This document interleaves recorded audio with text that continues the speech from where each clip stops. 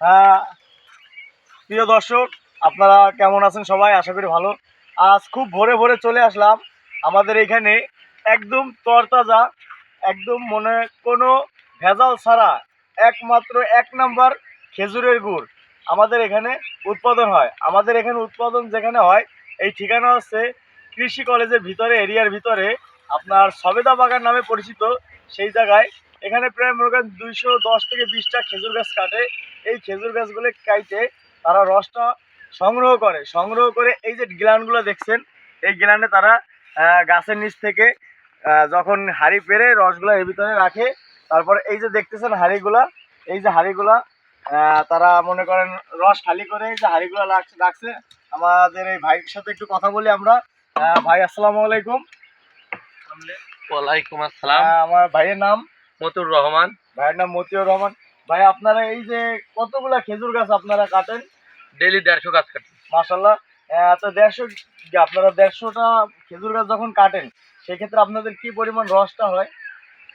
পরিমাণ রস এখন এখন শীতকাল, এখন একটু হালকা কম পড়ছে, এখন আসতে বাইরে যাবে। মানে এখন ধরেন প্রায় 20 চিলিয়ে রস হচ্ছে। মানে সব মিলে 20 কিলো রস হচ্ছে। হ্যাঁ, এখন এই রসটা আপনারা জ্বালানোর পরে কত কেজি গুড় পান আপনারা আনুমানিক?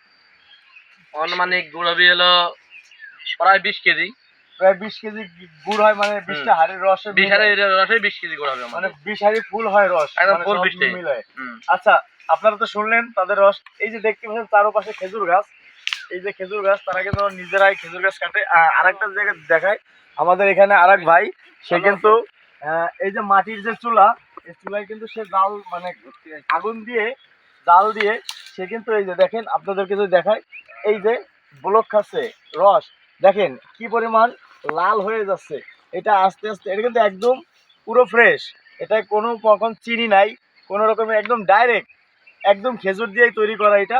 এই যে দেখছেন, আমি আপনাদেরকে যদি একটু মগটা, এই যে দেখেন ব্লক খাচ্ছে, আপনাদেরকে যদি আমি একটু দেখাই, এই যে দেখেন একদম পিওর রস, এর ভিতরে কোনো রকম ভেজাল নেই। এই যে দেখতে পাচ্ছেন আমার এক ছোট ছেলের মতন, সেও আসছে। তুমি এখানে কি করতে আসছো বাবা? তুমি তুমি তুমি সকাল সকাল কি কি রস দেখতে আসছো? রসে খেজুর বানানোর গুড়। এই বাবুটাও গুড় বানানো দেখতে চলে আসছে। তুমি কি এখান থেকে গুড় কিনে কিছু কোনো সময়?